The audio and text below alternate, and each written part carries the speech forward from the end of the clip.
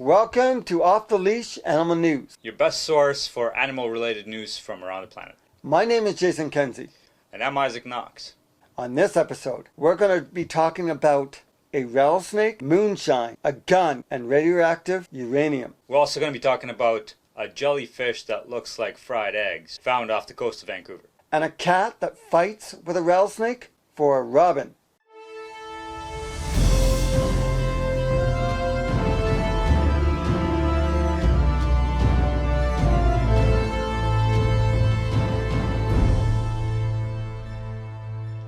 Our first story takes us to Oklahoma. A man in Oklahoma City has been pulled over, and the police officer has found some interesting things in his vehicle. Moonshine, a rattlesnake, guns, and uranium. What? That is crazy! Yes. The guy had a pet rattlesnake? This doesn't happen very often. Police doesn't come up to a car and just like, what, you have a rattlesnake? What if he got bit by a rattlesnake? So that's right. This guy had radioactive materials in his car next to the snake. I mean, this is crazy. I mean, how did this guy get this radioactive substance? I mean, the guy was probably drunk. He had a gun. He had everything to go and rob a bank. This is such a true story. As far as the moonshine goes, there's no specification as to what it was extracted from. The uranium was not weapons grade. Surely after, some lab work, it could have been configured to create something dangerous, like an X-ray machine. In turn, the snake did start talking, though, which is unheard of. For the police officer, it probably was like a routine stop. It's like he pulls the guy over. He's like, do you have any dangerous goods in your vehicle? And the man says, well, not really. I have some, guns, moonshine, a rattlesnake, and some uranium. And the officer's like, okay, do you have any knives by any chance? What would be the purpose of having uranium? It is possible that maybe the snake was his pet, and it had some broken ribs. Found some uranium, and he's like, oh, I know how to build an X-ray machine. Moonshine may have been a factor in creating some of these decisions. Now, uranium is legal to be purchased in certain states, probably not in Oklahoma, but that's a kind of weird policy to have, Jay. I mean, imagine, cop pulls you over, he's like, do you have any illegal goods? I'm like, nope, everything I have is legal, I just have my soda here, I have some uranium. The officer's like, okay, sounds good, it sends you on your way. I'll talk to you later. Not something you hear every day, right? Going to the bomb-making meetup group. So this guy who was pulled over, his name is Stephen Jennings, and he's an ex-con. After the police pulled him over, he had to call in the SWAT team.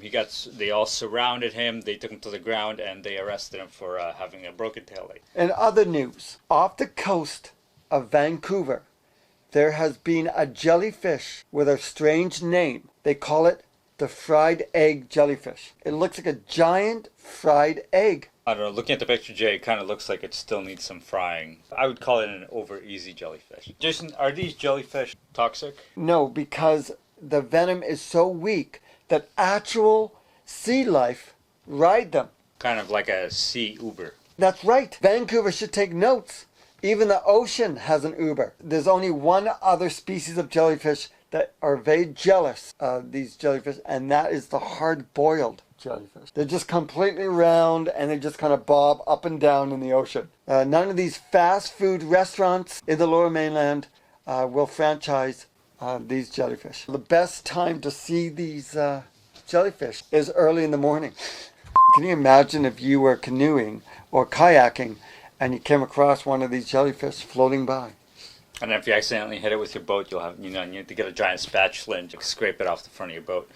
Well, lucky for me, I always go swimming with some salt and pepper. It's delicious, I'm telling you. I love eggs. Jason, is there any word on how big these actual fried egg jellyfish are? These jellyfish are usually about a foot long.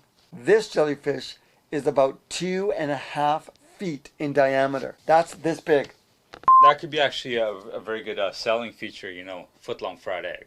Well, there was a case where there was a scuba diver just off the coast of Vancouver. He was swimming along, and he actually swam into one of these jellyfish, and the yolk broke all over him. He couldn't see nothing. He was freaking out. He's like, ah! And he had to swim back up. He told his friends there was a giant egg down there. This scuba diver's name was Ronald Grimace. I can't make this stuff up.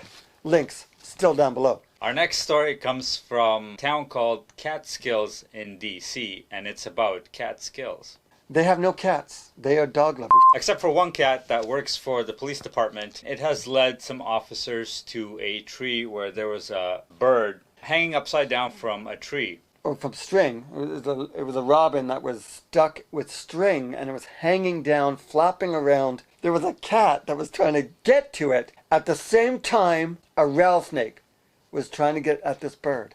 And they started fighting and wrestling and an all-out cat fight. They were probably saying something like, no, this is my kite, you can't fly it. So the owner of the property heard the rattlesnake. So when officials got there, they found this cat playing with this rattlesnake. All of a sudden, there was a clap of hands and a whistle, and the cat ran off. The officers had originally thought that it was a person clapping and whistling, but it was actually discovered that it was a snake who had grown hands and lips due to an earlier exposure to uranium. There was no word whether or not that Robin was on moonshine or had a gun. You know what? This is the end of our show. Thank you so much for joining us. Another exciting OTL Animal News. I know I find it exciting. Izik, he finds it fun. But if you like what you heard and if you like what you saw, please subscribe. Hit that bird. Hit that bell. Because the early person that hits that bell will get notifications from our next episodes every time we launch. That's right, that we upload every Thursday at 6. So, in order not to miss it, you just hit that bell. We have links to all the stories down below. And remember, always support your local animal rescues. Have a good night, everybody. See you next week.